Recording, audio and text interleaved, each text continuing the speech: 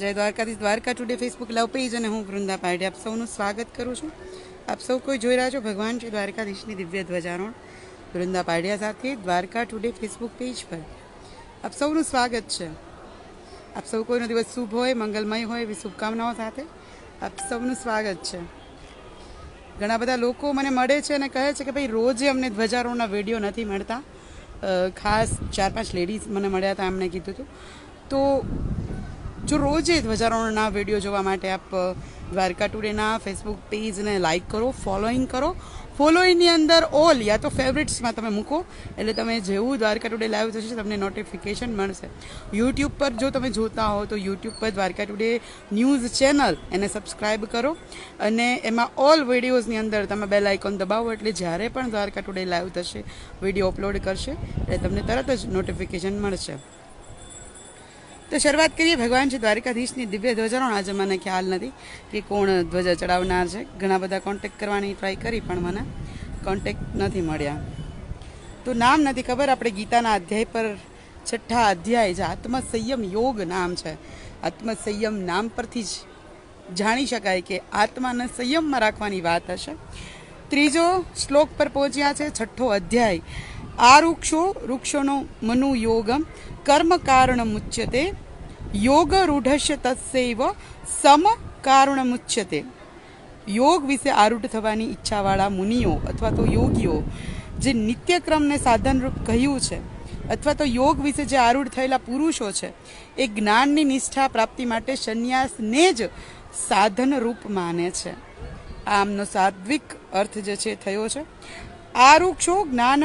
આરુક્ષો મનુ યોગે, એટલે કે આરુક્ષ એટલે તમે સંસ્કૃત શબ્દ છે આરુક્ષ, જેનો તમે જો ટિપિકલ ગુજરાતી એમનું જો સમજવા માગીએ તો આપણા માટે જેમ શિક્ષણની શરૂઆત કરીએ અને જે બાલ મંદિરમાં જે નાના છોકરાઓ હોય, બાલ મંદિરથી આપણા શિક્ષણની શરૂઆત થાય છે જનરલી, તો એવી રીતે યોગ કરવાની, આધ્યાત્મ જગતને જાણવાની, આત્મનિરીક્ષણ કરવાની જે શિક્ષણ પદ્ધતિ છે, તો એ શિક્ષણ પદ્ધતિની જે શરૂઆત કરી રહ્યા છે, જેમને મન થાય છે કે ભાઈ મારે આ બધું જાણવું છે, મારે આ શું છે એ સમજવું છે, તો એવી જે ઈચ્છા રાખનારા અને શરૂઆત કરનારાઓ છે, જેમ કે મેં કહ્યું ને કે આપણે શિક્ષણની જે બાલ મંદિરની અવસ્થા હોય જે બાળકોની, એવી રીતે જે યોગને જાણવાવાળા છે, આધ્યાત્મ જગતને જાણવાની ઈચ્છા રાખનારા છે, તો જે માત્ર ઈચ્છા રાખીને પ્રયત્ન કરવા માગે છે કે ભાઈ અમારે આ જાણવું છે, તો એવા લોકોને આરુક્ષ મનુ યોગે એટલે કે જે યોગ કરવાની ઈચ્છા રાખનારા છે એમના માટે શું છે? સંન્યાસ જ સાધન છે. પહેલા જ શ્લોકની અંદર ભગવાને બહુ જ સ્પષ્ટપણે સમજાવી દીધું કે સંન્યાસ એટલે શું. તો સંન્યાસ એટલે બધું બેસીને ખાલી ધ્યાન કરવું, બધું ત્યાગી દેવું એને સંન્યાસ નથી.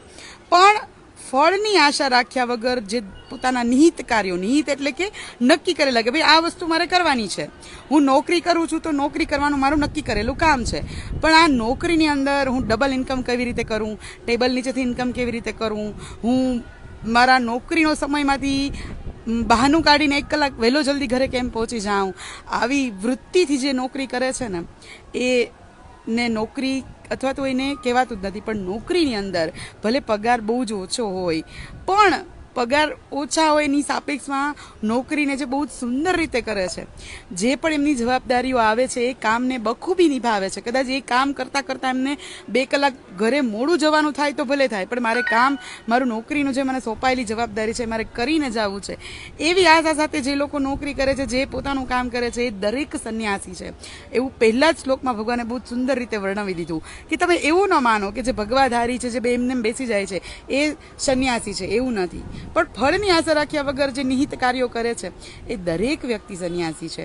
એટલા માટે 3જા અધ્યાયમાં ભગવાન શું કહે છે કે જે કર્મયોગી બનવા માંગે છે, જે કર્મયોગીનો માર્ગ અપનાવવા માંગે છે, કર્મયોગી કૃષ્ણની આખી વાત જ, ગીતા આખી સંદેશ જ કર્મયોગી બનાવવા માટેનો સંદેશ આપે છે. તો જે કર્મયોગી બનવા માટે છે એના માટે સાધનરૂપ સંન્યાસ જે છે કામ કરે છે. કયો સંન્યાસ? ફળની આશા રાખ્યા વગર બધું જ કાર્ય કરવું.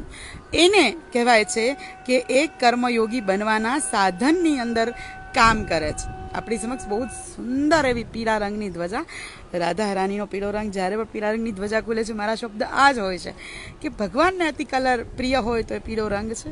આપણે હંમેશા બોલીએ છીએ પીળા રંગના પીળું પિતાંબર, એટલે સોરી તો પીળા રંગની સૂર્યચંદ્રના ચિહ્નોથી અંકિત સુંદર એવી ધ્વજા જે છે આપણી સમક્ષ ખુલી ગઈ છે. વિડીયોને વધુમાં વધુ શેર કરજો, અન્ય લોકો પણ ભગવાન શ્રી દ્વારકાધીશના દર્શન કરી શકે. ધ્વજા બરાબર આપણી ઉપર જ ફરકતી હોય છે.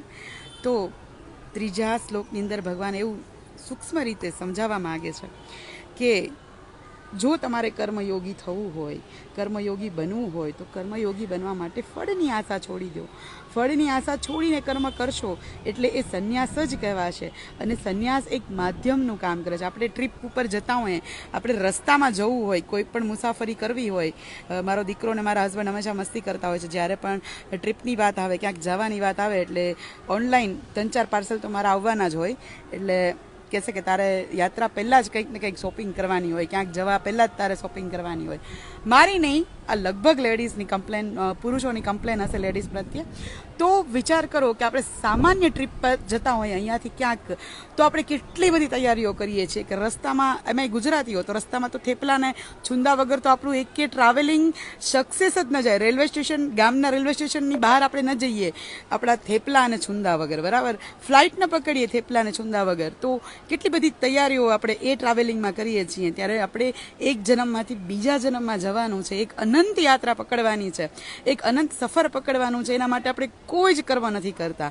એટલે ભગવાન ખાસ આગ્રહ રાખે છે કે તમારે હવે નેક્સ્ટ જન્મ માટે, હવે આવતી યાત્રા માટે, ભીતરની યાત્રા માટે, આધ્યાત્મિક યાત્રા માટે જે છે એ કંઈક સત્કર્મ કરો અને ફળની આશા ન રાખો. સંન્યાસને તમે માધ્યમ બનાવો, સાધન બનાવો, એવું ભગવાન ત્રીજા શ્લોકમાં કહે છે.